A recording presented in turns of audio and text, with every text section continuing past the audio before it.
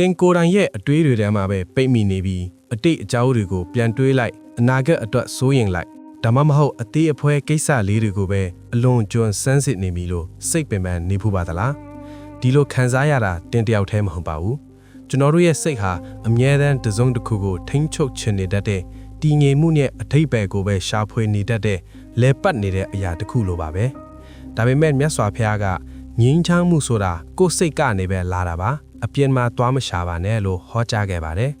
ဒီနေ့မှာတော့တင့်ရဲ့အတွေးလွန်ခြင်းလေးကိုရပ်တန့်စေပြီးစိတ်ကိုတည်ငြိမ်စေက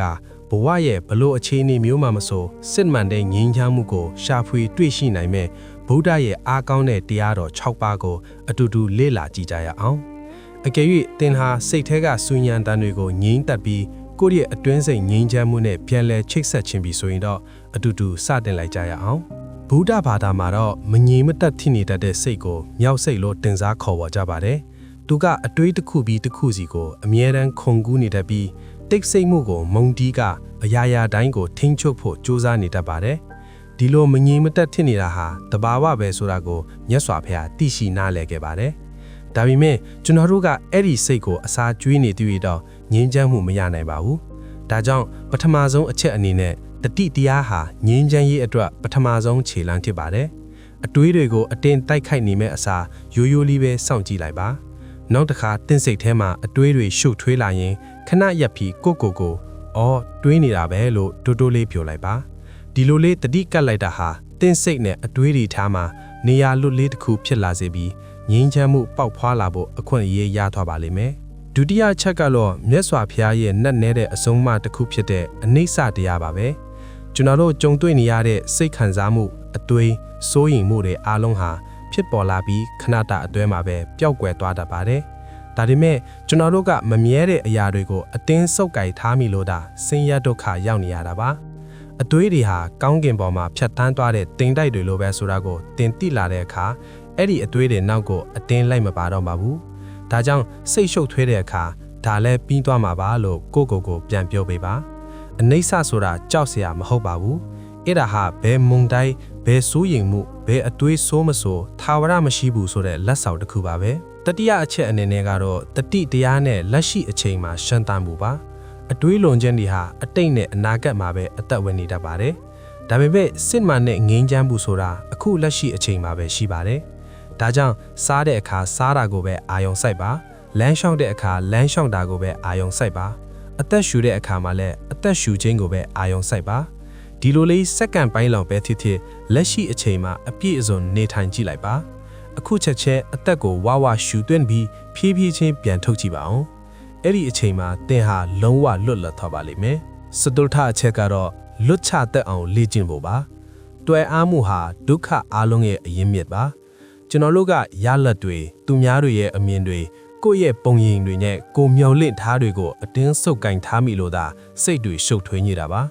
အရာရာအားလုံးကိုထိန်းချုပ်ဖို့ကြိုးစားနေမနေပါနဲ့အဖြေအားလုံးကိုအခုချက်ချင်းရရမယ်ဆိုတဲ့အယူဆတွေကိုလွတ်ချလိုက်ပါစုပ်ကင်ထားတဲ့လက်ကိုဖြေလွှတ်လိုက်တဲ့အခါငြင်းချမ်းမှုအတွက်နေရာလွတ်လေးလေးပေါ်လာပါလိမ့်မယ်ထင်ရှားတဲ့ဆရာတော်ကြီးတနတ်ဟန်မြင့်ကြသလိုလွတ်ချလိုက်ခြင်းဟာလွတ်လပ်မှုကိုပေးပြီးလွတ်လပ်မှုကပဲပျော်ရွှင်ခြင်းရဲ့တစ်ခုတည်းသောအကြောင်းရင်းဖြစ်ပါတယ်ပင်စမအချက်အနေနဲ့ကတော့လက်ရှိအခြေအနေကိုလက်ခံဖို့ပါဗုဒ္ဓကဘဝမှာဆင်းရဲဒုက္ခတွေဒုက္ခရှိတာကိုဘယ်တော့မှမငြင်းခဲ့ပါဘူးဒါပေမဲ့ကျွန်တော်တို့ဒုက္ခရောက်နေရတာဟာအပြင်လောကကြောင့်မဟုတ်ပဲအဲ့ဒီအရာတွေကိုအတင်းတွန်းလွှတ်နေလို့ပါလက်ခံတယ်ဆိုတာအရှုံးပေးတာမဟုတ်ပါဘူး။အော်အခုတော့ဒါတွေဖြစ်နေပြီငါဒါကိုငြင်းကြမ်းတဲ့အပိတရားနဲ့ရင်ဆိုင်မဲလို့ဆိုလိုက်တာပါအဖြစ်အပျက်တွေကိုအတင်းတွန်းလွှတ်မနေပဲတဘာဝတရားအတိုင်းလက်ခံလိုက်တဲ့အခါဘဝနဲ့အတူဟန်ညက်ညီညီနေထိုင်တတ်လာပါလိမ့်မယ်နောက်ဆုံးအချက်အနေနဲ့ကတော့အလဲလမ်းမှာအလွန်အကျွံထိန်းချုပ်တာအလွန်အကျွံခရောက်ရနာတွေကနေရှောင်ပြီးမြတ်တဲ့လမ်းကိုလျောင်းလှမ်းဖို့ဖြစ်ပါတယ်အတွေးတွေဝင်လာရင်လဲနောက်ကိုလိုက်မပြေးပါနဲ့အတင်းလမ်းပြီးတွန်းထုတ်ပါနဲ့ရေကန်ထဲမှာရေလိုက်တွေကိုကြည်နေတဲ့သူလိုပဲအသာလေးစောင့်ကြည့်နေလိုက်ပါ